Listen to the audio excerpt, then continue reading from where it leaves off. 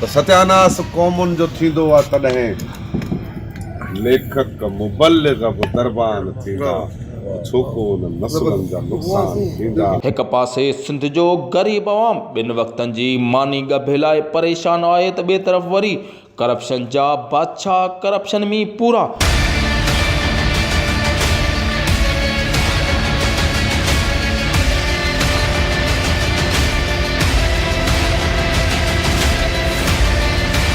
सिंध हुकूमत जे ख़ुराक खाते पारां फूड इंस्पेक्टर नूरुल्लाह महर जेको पंहिंजे शाइरीअ जे तख़ल्लुस महर ड्रबाईअ सां वधीक सुञातो वञे थो, उनखे हिकु नोटिस जारी कयो वियो आहे।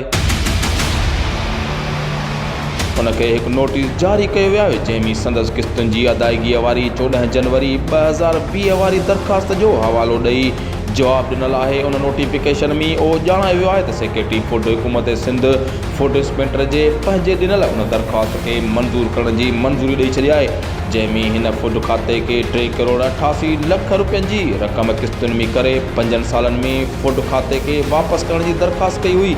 इलाइक़े में उन ख़बर ते इंतिहाई अफ़सोस ऐं हैरत जो इज़हार उन करे कयो पियो वञे त रिवायती सियासतदाननि कामोरनि पारां करप्शन त आम रही आहे, पर अवामी सतह ते मुज़ाहिमती शाइर वारी सुञाणप रखंदड़ किरदार बि साॻी ढंढ जा पखी साबित थियनि था त क़ौम जो नुक़सानु सिर्फ़ु करप्शन कयल रक़म जे सूरत में न, पर क़ौम जे उमीदनि ऐं आसरनि जो क़त्ल जे सूरत में थिए थो।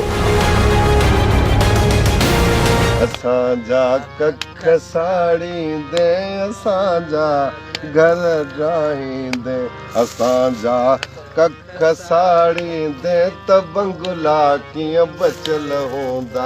ज़ुल्म जी इंतिहा थींदी त पोइ बड़दक मथल इहे मज़दूर ऐं हारी भला केसीं सुतल हूंदा। ज़ुल्म जी इंतिहा थींदी त पोइ बड़दक मथल हूंदा।